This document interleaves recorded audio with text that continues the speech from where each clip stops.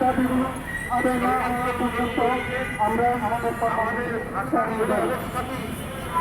এই বলে আমি আমার সংক্ষিপ্ত বক্তব্য শেষ করছি।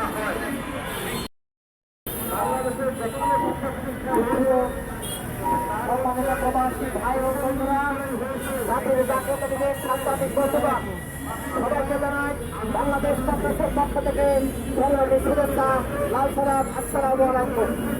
বন্ধুরা, আমরা এই 5 তারিখের পরে বাংলাদেশের অর্থনীতি নিহত হয়েছিল। গত 15,150 বিলিয়ন ডলার পাচার হয়েছে। কানাডায় বেগমপাড়া গড়ে উঠেছে।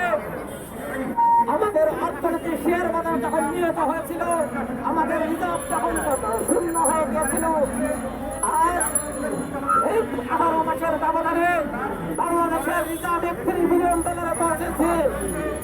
আর গত 1 জুলাই, এই বছরের 1 জুলাই থেকে 25 নভেম্বর পর্যন্ত আমাদের সম্মানিত প্রবাসী রেমিটেন্স উদ্যোগক 12,590 বিলিয়ন ডলার রেমিটেন্সে বাংলাদেশে পাঠিয়েছেন।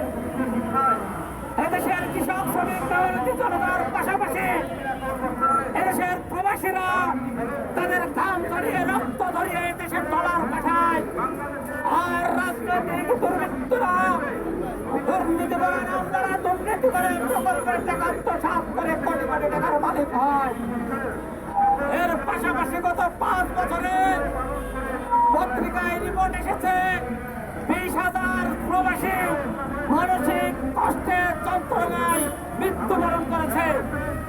পাসপোর্ট পেতে, প্রবাসী কল্যাণ থেকে ঋণ পেতে, বিমানের টিকিট পেতে দফায় দফায় তাদের হয়রানি হতে হয়। প্রবাসীদের দুঃখের শেষ নাই। ওই প্রখর রৌদ্র 18 জন 120 তলা বিল্ডিং এর উপরে তারা জীবনের ঝুঁকি নিয়ে কাজ করে। শুধু পরিবার, পরিজন, প্রিয়তম স্ত্রী, বৃদ্ধ বাবা মার মুখে হাসি ফোটানোর জন্য, ছোট্ট কুকুর মুখে হাসি ফোটানোর জন্য সেই প্রবাসীরা এদেশের অর্থনীতিকে নতুন শক্তি দিয়েছে।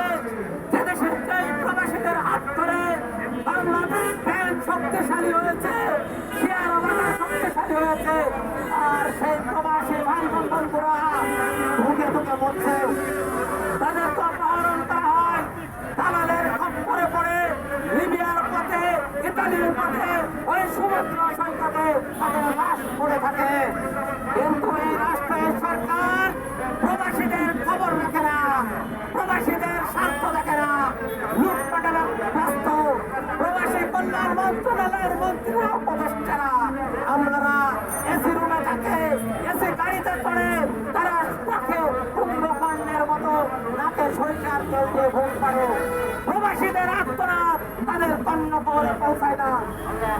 আমি আজকের এই সমাবেশ থেকে তোর দাবি জানাই, অনতি বিলম্বে প্রবাসীদের জন্য, প্রবাসীদের সুরক্ষার জন্য প্রবাসী কল্যাণ আইন করতে হবে এবং প্রত্যেক জেলায় প্রবাসী আদালত, প্রবাসী ট্রাইব্যুনাল নির্মাণ করতে হবে। প্রবাসীরা যাতে ইমেলের মাধ্যমে বিদেশ থেকে আদালতে মামলা করতে পারে। প্রতারণার শিকার হলে, হয়রানির শিকার হলে দালালদের নানা নানা মামলা করতে পারে।